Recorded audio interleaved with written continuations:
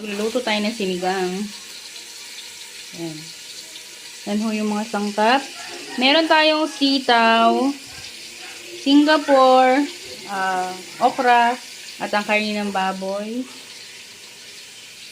kangkong, and labanos.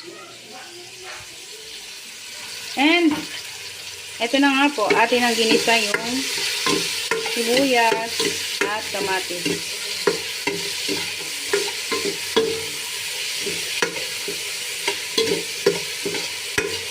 Ganyan ho ako magluto ng sinigang. Ginigisa ko ho muna.